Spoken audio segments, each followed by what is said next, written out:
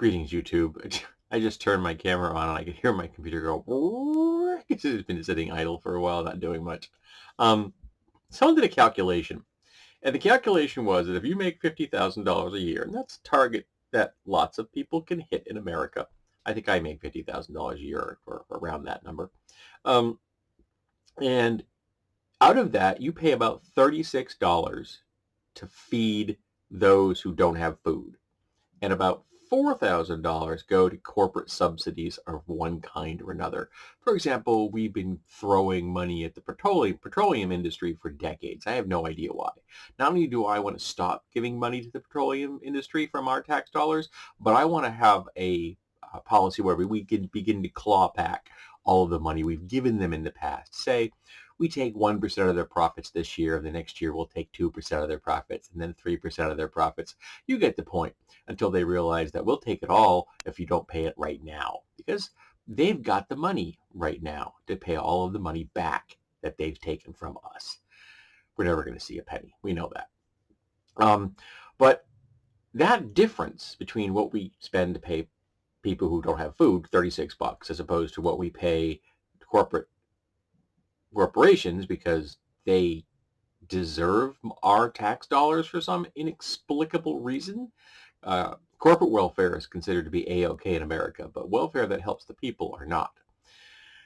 My point is if you get angry about the $36, but you don't get angry about the $4,000, it isn't that you're fiscally conservative. It's that you hate poor people. And it really breaks down to being that simple.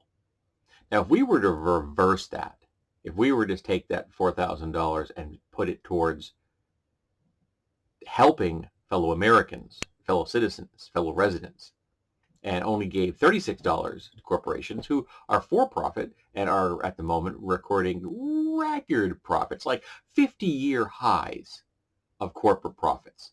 So don't give me any of this bullshit, but we're having a 40-year high inflation. No, we're not. What we're having is a 50-year high of corporate greed being disguised behind the COVID pandemic. They're using the smokescreen of a panicked community, a panicked world, terrified about COVID, to jack up the prices and screw you over. I take powdered fiber every day. It's a knockoff version of Metamucil powder stuff. And they used to come in 48-ounce containers. Now they come in 29-ounce containers. On top of that, the price is higher. So the price is more for a 29-ounce container now than it was for a 48-ounce container when I bought the last one, which was probably a month and a half ago. That's not about supply line issues. That's not about inflation. That's about corporate greed. And America seems to be very comfortable with it, but we don't seem comfortable with giving money to people who need it so that they can have housing and food and healthcare and an education, and we make sure that they are taken care of from cradle to grave. We're really bad at that part. We don't care about poor people dying, but we seem to be really upset if corporations don't get robust profits every year. We are a barbarian culture in America. We are.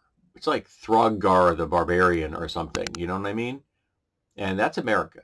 We will gladly stand on the corpses of those who are less fortunate so long as we continue to hand all of our wealth to the corporations.